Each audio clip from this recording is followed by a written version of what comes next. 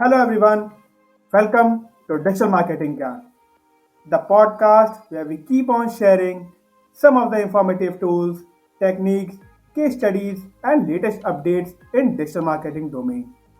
I am your host Prince Kumar, and today we are going to discuss how can brand leverage digital customer experience to improve their sales. And for this, we have an amazing guest today. Justin Varuzzo, the Director of Marketing at Paul Effman Music and the host of marketingandservice.com podcast. Justin is a successful marketing professional with over 20 years of sales and marketing experience. With the heart of a teacher, Justin is working at building a community of like-minded marketing and sales professionals, small business owners, and entrepreneurs through his marketingandservice.com podcast. Justin's passion and focus is at the intersection of marketing and customer service. It's here where he believes organizations can build the strongest relationship with their clients and customers. Justin has also been featured in the New York Times, ABC's 20 out of 20, AmericanExpress.com, and has had content licensed by Investigation Discovery. He has also been honored as a Dutchess Country 40 under 40. Hi Justin, excited to have on our show. Hey, Prince, thank you so much for having me today. I really appreciate it. I'm looking forward to this. Definitely. So, can you just share about your corporate journey so far? And also, I would love to know about the honor you have received that Dutch Country 40 under 40. Yeah, absolutely. So I started at Paul Effman Music almost 20 years ago now. I've been with the company. I started as a teacher, and then I moved my way up into some sales and then marketing, and then built out some e-commerce platforms and had the opportunity to build out some retail stores. And I've been serving as the director of marketing ever since. And it's really been a wonderful opportunity to get involved in a lot of different aspects of e-commerce. So that's been a whole lot of fun for me. And as far as the 40 Under 40 award is the result of working with a lot of nonprofits. I live in the Hudson Valley. We're a little north of New York City. And it's really an incredible business environment. We have a great network, and we have a lot of great and wonderful nonprofit opportunities that do a lot for the community. And a friend of mine got me involved with some of those very early on. And it's really been a rewarding and enjoyable thing to do outside of work to be able to give back to the community. And I think because of some of those outreach efforts and some of that nonprofit work, I was nominated to be a 40 under 40 and received that award. It was a great time. Amazing. Can you shed some light about your corporate journey? Also, were you into the corporate business, or were you working with brands, or how your journey was there? Sure. So the company that I work for, we provide music programs to private schools and Catholic schools across the country. So if you have a private school or a parochial school or a small school, a lot of times they don't have the budget to be able to hire a full-time music teacher. So the company I work for, what we do is we provide a service where we actually provide a teacher to the school on a part-time basis, so the school can have a music program where they wouldn't normally be able to afford it. And with that, we've expanded into instrument rentals. We've expanded into retail stores, like full-line music stores. So if you want to buy a guitar or a drum set, in addition to all the traditional school instruments, your flute, clarinet, sax, trumpet, trombone, violin, violas, so both orchestra and band, we kind of cover it all. And it's a really nice business to be in. Music kind of brings joy to everybody. It's fun watching kids learn music and then grow and go to college. And a lot of the students we see as teenagers or young adults, they end up moving on to be professionals in the music world. Definitely. Everyone loves to, and especially when you are getting this opportunity to enjoy your work also and also be into that music industry, that's, nothing can be better than that. Right. So, coming to the topic of today's, So can you help our audience understand what actually is the digital customer journey? Whether it might be with the case of an example or anything which can help the audience understand. Sure, absolutely. So when I think of the customer journey, I think most people think of the traditional route of, you start in this awareness phase, right? If you put yourself in the shoes of the consumer and you're looking to buy something new, let's say we both podcast, so a microphone, for example. So you might go to Google and say, what are the best microphones for podcasting? And you find a list and you might see a couple different brands. And then you say, all right, let me check one of these brands out. And now you are becoming aware of the options that are available to you. And then the next phase is once you have all this data, you would normally move to the consideration phase where you're going to start to consider which one of these do I actually want to purchase. I know that I need one, just not quite sure which one yet or where I'm going to buy it. Then you move to the next phase where you've actually made the decision you want to buy this. And then, of course, after you've purchased it, the next step of this journey would be if you have questions, if there's technical issues, if something's broken, you need to exchange it, or if you receive the microphone, you realize it's not the best microphone for you. So you have this post-support section of the customer journey. And that's the most traditional view of customer journey. But what I believe is that journey is not always linear. Right? We don't always, as human beings, we don't always just say, okay, I might need this. I'm going to get this. This is where I'm going to buy it. It's not always that straight line. So a lot of times as a consumer, you're going to jump in and out of that journey at different points, depending on what's happening in your life. So you might look at some microphones, but you're not even really ready to podcast yet. You're just kind of getting started. You don't know if you want any of this equipment. So you kind of jump into this awareness phase, but then you pull yourself out. Then maybe a month later, you jump back in and say, oh, I'm having fun. I want to do this again. Now you think you know what model you want to get, and you start looking at some stores, but you realize, maybe these things are too expensive. So you want to wait another few weeks to save some money to get the one that you really want. So again, now you've kind of jumped out of the journey again. Now you come back into it. And now you might decide, yeah, okay, this is the one I'm going to buy. Let me see. I think I'm going to buy it from this place. I've heard good things. But you get there and you find out they don't offer the 6-month no-interest financing that you were hoping to get. So again, you kind of pull yourself out of this and you think, well, I could save some more money. I could pay cash.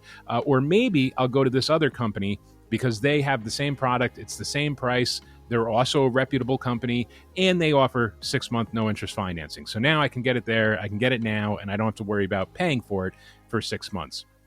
And then, of course, you get the product, you're happy, maybe you have some questions, you get the answers, and now that company has had the opportunity to build this relationship with you. And that's how I believe customer journey happens more often in real life, kind of this bouncing back and forth throughout the steps before you actually get to the point of purchase and the post-sale. Definitely. So do you also consider this reselling also a part of customer journey? Whether it might be a 6-month long waiting time, even if that customer takes to get into that customer journey. So that you have included. So what about the post? Means let's say if they are going into the reselling part, whether it might be, let's say if I'm going for a mobile. So every time I might look for a kind of charger or these all things. So do you consider that also into that journey? I do consider that part of the journey. And I think to your point, just a subtle difference there is also I look at that as a kind of if you're going to look at attribution, where is this sale coming from an analytical viewpoint? I think that a lot of times most companies will look just at the very beginning, that first step. If you run a digital ad for, let's say, on Facebook or Google, and now someone clicks the ad for this new podcasting microphone. Now, a lot of marketers will just assign attribution to that first touch point of the journey, right? But the reality is, like we just said, you might take a few months off, you might come back, you might visit a few different stores, come back again. So it's not always the appropriate thing to look at that first attribution. Sometimes you're better off looking at what's happening the second or third or fourth time someone is visiting your website, because this shows clearly an intention that they are interested in this product. And you have to think about how can we escalate the quality of what we're offering at this point to try to capture that customer in the second point in the journey, or the third point, or the fourth touch point, as opposed to just that initial primary touch point. Got it. Beautiful example that you have shared. So that will help us understand clearly what does this mean.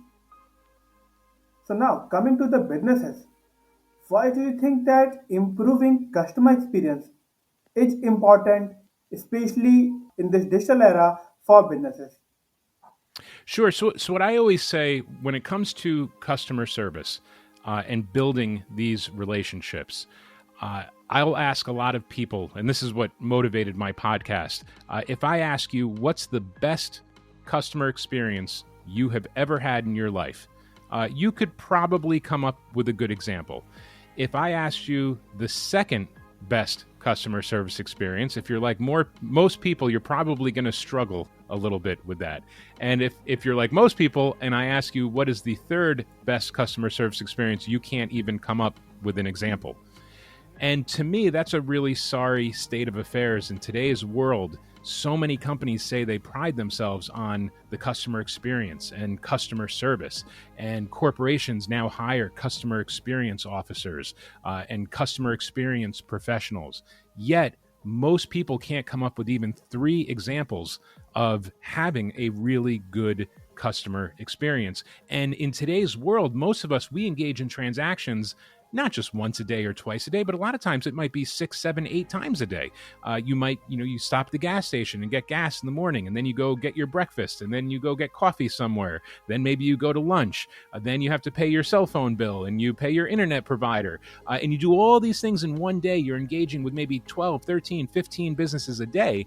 And the fact that you can't come up with 3 examples of great customer service is why I think it is the greatest opportunity for small business to compete. Because obviously big corporations do a lot of things really well. They have a lot of resources. But the one thing they don't often do well is deliver an incredible customer experience. And they certainly, most of the time, fail to deliver great customer support. I don't know anyone who enjoys paying their cell phone bill. If God forbid you have a question about your cell phone bill, you're probably going to be waiting on hold for an hour, and they're not going to care one way or another, and they're probably not going to answer your question either. So that's just one example, but I really think that creating that incredible customer experience is a lot easier for a small business. And in the end, all relationships are about trust. Do I trust you? Do you trust me? And when you have that mutual trust, you'll always have a much better business relationship. You have rightly said, while we ask with, let's say, with any individual, and then they might be having just one reply with the best customer experience that they have. But when we see on the negative part, then let us miss it. When we ask that what were the negative experiences that you had with any brand, they will be having n number of. Yeah, we could talk about bad experiences all day long, come up with a million examples, right? Real easy. Definitely. So rightly you had said. So maintaining customer experience shows the importance, in this current era. Yeah, I think I'm hopeful as companies hire these customer experience professionals that they empower them to make the changes that are needed. One of the reasons I say that I think the big opportunity is at the intersection of marketing and service is because in a lot of organizations, you have a marketing department, you might have a sales department, and you have a service department. And more often than not, they're completely separate from each other, they're siloed off, and they don't really get a lot of cross communication. So for the customer experience to really be built, you've got to have that buy-in from the leadership of each one of those teams. And of course, you need the buy-in from the corporate officers or your managers to make sure that you can get all these people in a room together. You want to see the sales manager, the marketing manager, and your customer service manager in the room with the customer experience manager to make sure that the experience that they're trying to create is actually trickling down and being implemented at each level of the business. And I think a lot of businesses view customer service as an expense that does not generate revenue, right? So obviously sales teams generate the bulk of the revenue. Marketing helps excite the sales. So that helps with revenue. And then you've got this kind of, this customer service thing that you have to pay for. You don't really want to pay for it. It doesn't generate any revenue. And I think that's where there's also a big opportunity for all businesses. You can't make, obviously, if you have 5,000 people in a customer service call center, you're not going to turn them into expert sales staff. But with a little bit of training and a little bit of procedural work, you probably can train them to upsell or cross-sell in a lot of scenarios where you can actually make them generate a little bit of revenue. Now, are they going to generate so much revenue that they're going to outbeat the sales team? No, probably not. But if you, for example, you get your microphone, you plug it in, and now the level's a little bit too low. Nothing wrong with the microphone. It's just how it's designed. I went through this myself personally. I had to get a little inline booster for this microphone that I'm speaking into now. And fortunately, the company I dealt with, I called them. I said, hey, I got to turn the volume way up high to get this microphone to work. And they said, oh, you can get one of these little signal boosters. It's only, $49, and we can add that on to you to, bill you today for that. I said, great, send it to me. And now that customer service agent just booked a $50 sale. And I was very happy because now everything works the way I need it to work. Definitely. Actually, well said. So now, since you were mentioning about, that businesses incorporating, like those who have marketing team, those who have sales team, and then they have to work upon having a customer experience team. So for those businesses, especially, can you guys just guide, because most of them see that as expense, that if the customer experience team will be coming, then definitely there will be an expense. But what will be the ROI of them? Where which we do not, directly we cannot get the ROI for this. But how does this digital customer experience can help the sales team in enhancing their results? Sure. So what it really comes down to is alignment, right? You need that sales team to be aligned with the customer experience, and you need the marketing team to be aligned with the customer experience and the expectations, and you need your service team to be aligned with each other. Because what happens, I think more often than not, when you are siloed out, you might have a marketing team that says, hey, check out this new product. It does X, Y, and Z, and it's incredible, and it's going to make you feel good, and your life is going to be amazing if you buy this. Then you have a sales team that says, I'm not quite sure that can actually do all the things that is promised in the advertising or the promotion. But, whatever it takes to close the sale, we'll make it happen. Then you get a customer who purchases this, and then calls customer service and says, hey, this thing doesn't do anything I need it to do. And service says, I don't know who the hell told you that.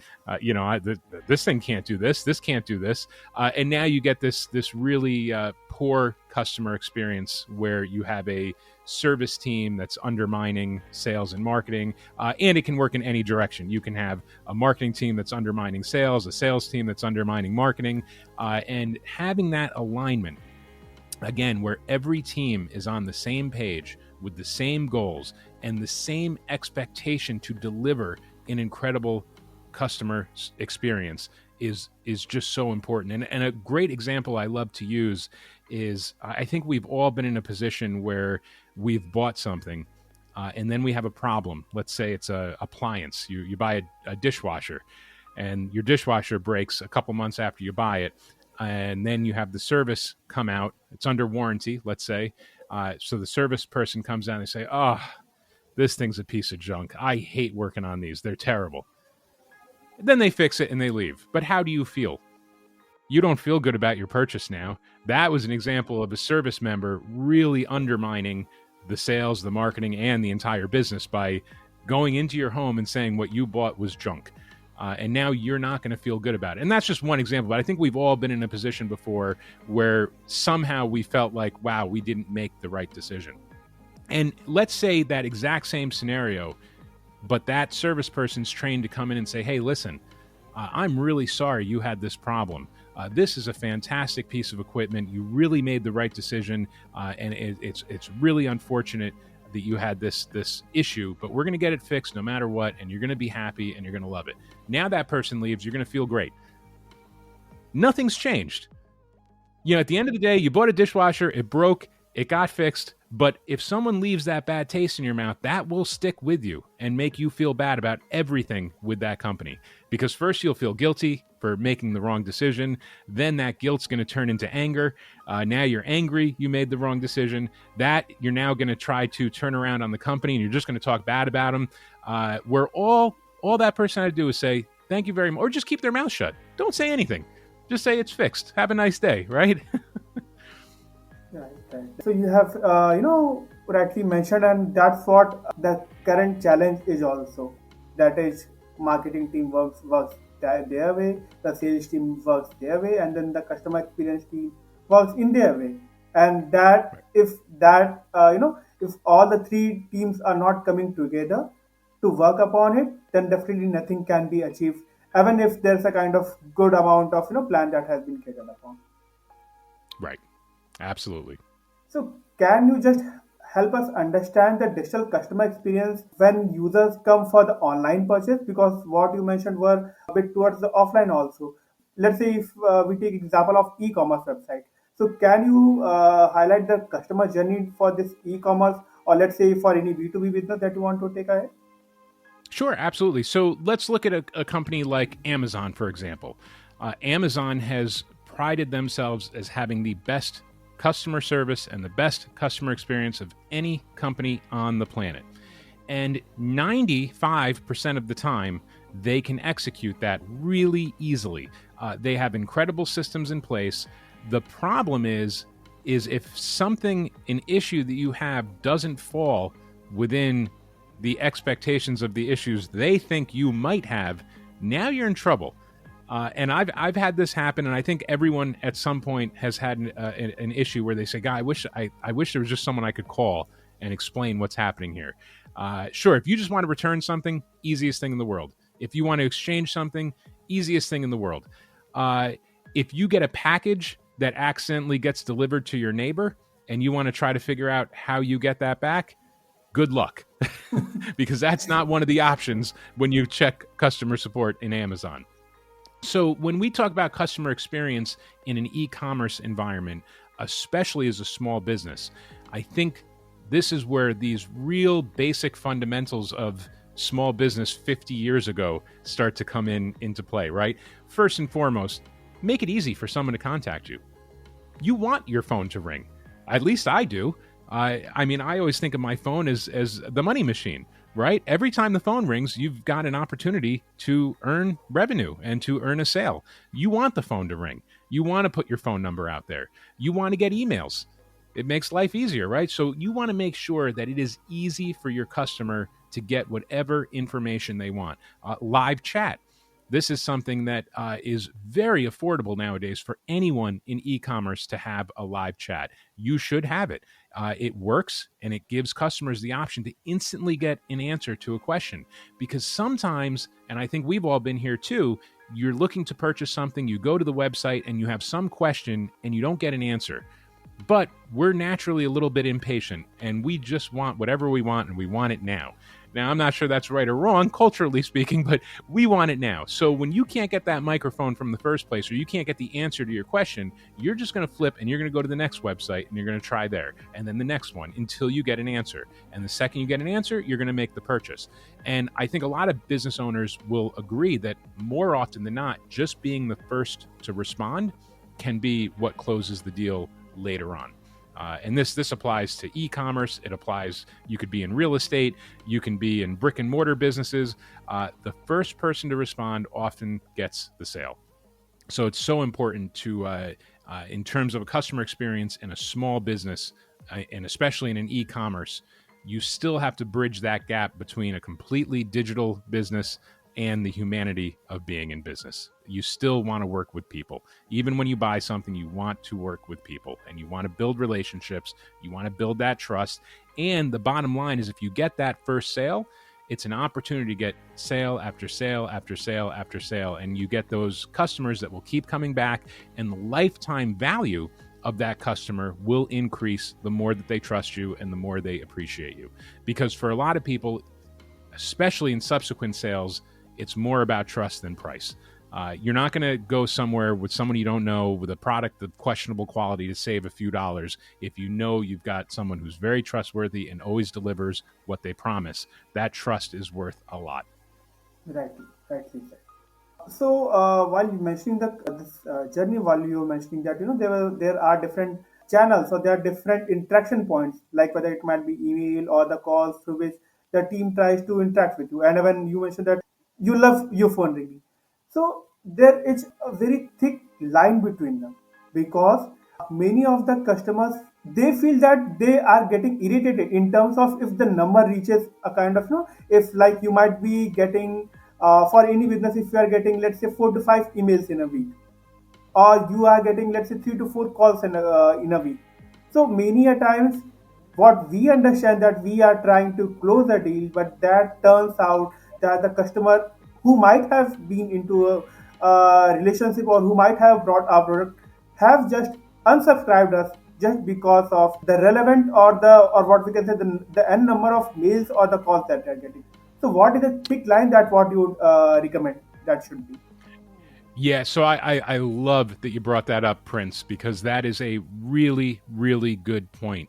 Is let's assume you're in a company where you've got the alignment between sales, you've got the alignment between service, and now the marketing team starts sending out emails and texts every 30 seconds and annoys those customers to stop being customers. I'm not going to say there's a magic number here, and it's going to vary person to person. The first step is making sure that if you send an email, or especially if you send a text, that it is hyper relevant. I mean, super relevant to that customer. A good example of this is making sure that you are not sending an email that is generic in nature, right? So if you buy that microphone, if you're going to email that customer, you better make sure that it has something to do with podcasting. And I would take it a step further, and I would suggest that you wrap it in some content that's helpful. Because one of the things that you can do as a business when you're trying to compete on price is to turn and compete on value. Because I think sometimes price and value get conflated, but they really shouldn't.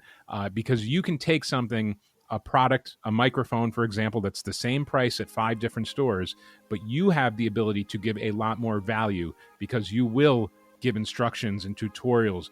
Video is huge in this space, right? You can put YouTube videos, how to plug this in, how to set it up, how to record your first podcast, how to set your levels, how to edit the audio. You can build this whole marketing campaign around that one item that somebody purchased. And I think that when you send an email of that nature, the response, even if it's not relevant at that moment, sure, maybe the customer just deletes the email, but they're going to be a lot less likely to unsubscribe because they're not going to feel that you're taking advantage of them or just trying to push stuff on them. The more relevant the email is, I think the more response you're going to get from the email and the more respect. And as I said, this is not, I wish it was a science. I don't think it is. I can tell you personally, I deal with some companies that do a really, really good job with emails. And I'll give one. I usually don't name names, but it's a positive thing. Mack Weldon is a company that offers men's underwear and clothing. And they do a really good job. Whenever I get an email, it's like, hey, we know you bought the blue one. We know you bought the black one. Just to let you know, the gray one is going to be 40% off. And I'll get those maybe once every 2 weeks. And you know what? Half the time I actually click and buy it because it's a good deal. Now, on the other hand, I recently bought from a company, and I got, before I received my first shipment, I got about 4 emails and 3 texts with ads, with coupon codes. And I was a new customer, I never purchased with them before, hadn't even received my first shipment yet, and they're already trying to get me to buy more. To me, that was disrespectful, and it violated my trust, because now they're texting me, and it's like, hey, I don't mind a text, but wait till at least get my thing. And the first text should be like, hey, are you happy with your order? Then text me the ad for the coupon. Rightly. So rightly you have said. You have described completely the customer experience team and then the marketing and sales team. What will be your last piece of advice that you would like to give to the marketers, the sales teams, and small business owners to work upon to improve their customer use experience. Yeah, my biggest advice would be always take the time to put yourself in your customer's position. Take the time to really look at your customer journey and really look at each touch point that your company has where they engage with a customer. I think a lot of times we start a business and we get very excited and we do everything right, or we want to do everything right. Then as we grow more and more busy and the business grows, we start trying to play catch up. And now we're working really hard to just keep pace with what we have. And we don't take the time to go back and look at the website and say, hey, does this website make sense? When you're building that website, all you'll do 10 hours a day is scrutinize every color, every font, every page. But, 3 years down the road, as long as sales are coming in, you don't even look at it anymore. And it's really easy to ignore it and not take the time to go back and revisit it. So for an actionable item, if someone wants to do something right now, if you have a small business or any business for that matter, right now, take a few minutes and just go look as if you're a new customer. Pretend you've never seen your website before. Actually buy something from your own website. Do the whole checkout process from start to finish. Try Googling what you're looking to buy on your own website. See if you even show up. Is your SEO good? Take a look at that whole journey, and then it might give you some things to think about. And not not always can you just have an instant solution, right? If you don't have great SEO for a certain item, again, I'll go back to the microphone. If there's 20 other companies selling the microphone, yeah, maybe you can't fix that overnight. But you want to make sure, what can you do to increase the value when someone purchases from you? So maybe if you can't compete on the SEO front for a Google search, maybe you can compete by adding some of that additional content. Take your cell phone and just shoot some video, a few minutes. How do you plug this in? Maybe do a little unboxing video so people can see it. And you can do these little things to increase the value. And what you might find unintentionally is by doing all of these extra things, it actually does boost your SEO rankings. And now when someone Googles you, you do become the expert in that field, right? Definitely. So this, this is valuable advice that you have given to our audience. So just adding to it, like you have mentioned that this should not be a one-time exercise. The one that you mentioned that, while creating the website, they were very serious into it and then they developed it. But then the customer experience changes time over time. Even you mentioned that they should be looking after 3 years down the line. But then even it would be recommended that every year they should be looking into it. The website or their digital properties, they should be looking from the fresher point, every point of view, to understand that how the customers' tastes are changing, and based on those experiences, they can completely rework the things so that they can be at the top. Yeah, absolutely, Prince. And if I can add something to that, when you do this customer experience audit, I actually recommend doing pieces of it on a monthly basis, because it's easy if you wait a year or you wait 2 years and then you try to look at the whole thing from start to finish. A lot of people find that a little overwhelming. But if you take one touch point, for example, and you say each month I'm going to look at a different touch point, it just breaks it into smaller pieces. And like you said, things evolve so fast. And one of the other issues I see is, especially with digital marketing, there are so many tools out there. And most of the tools work if you use them correctly. But I think what happens is a lot of people get a little overwhelmed with all the options. So they say, all right, I got to do email. I got to do the live chat. I've got to do my Google Analytics. I got to do Microsoft Clarity. I got to look at these numbers. I got to do my Facebook ads and my Google ads and my YouTube ads and my video. And they get so overwhelmed that they end up not really doing anything. So what I always recommend is start with one thing and become an expert at it. If you opened up a new e-commerce store and you haven't done anything, start with email and just focus on email. And whether you use MailChimp or Constant Contact or Keep, it doesn't matter what mail provider you use. Pick one, learn it inside and out, learn how to do A/B testing, learn how to make it relevant.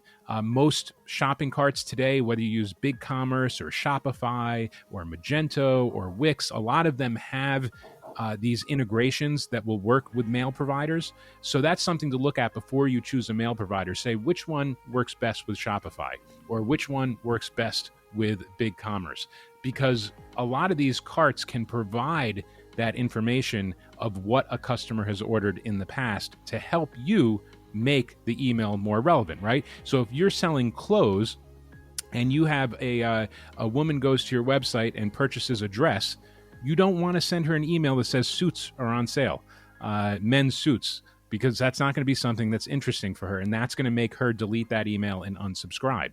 But if BigCommerce or Shopify can pass on to MailChimp that this customer has previously purchased a dress, now you can make an email that says, oh, here's the new fall collection of dresses available today, and they're all 20% off. Right now, at least it's relevant. You know who your customer is, and you want to give them the best information that you can give.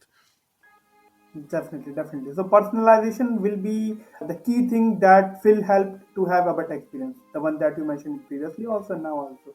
So the better personalization that we provide to our customers, the better will be the chance that the customer is delighted with us.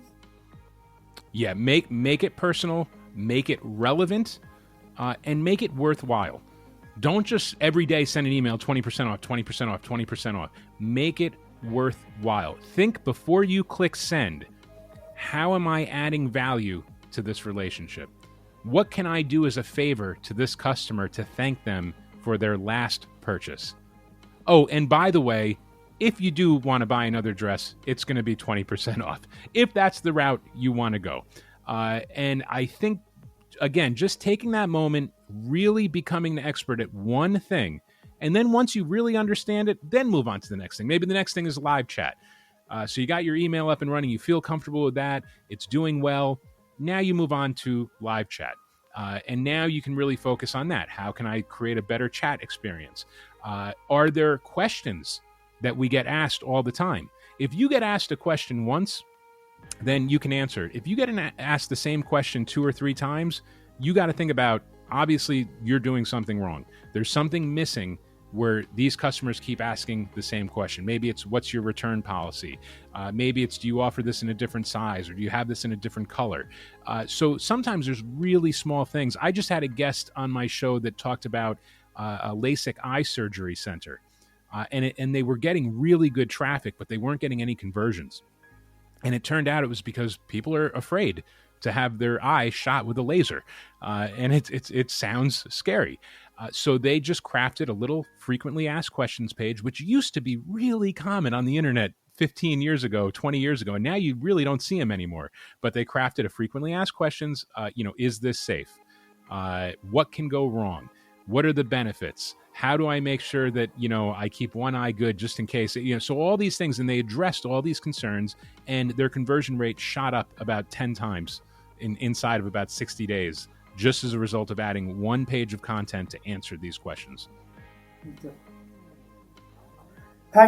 Thank you, Justin, for giving these all advices. I think so. This was, very informative for our audience. So, thank you for having me, Prince. I really appreciate it. So, with this, we have come to the end of today's episode. Thank you, Justin, once again for providing all these information to our audience. This was very helpful for marketers, salesperson, and especially the business owner on how they can leverage it and improve their sales. We look forward, Justin, to have you again on our show. Thank you so much. It's an honor to be on here, and I thank you so much for inviting me. I really appreciate it.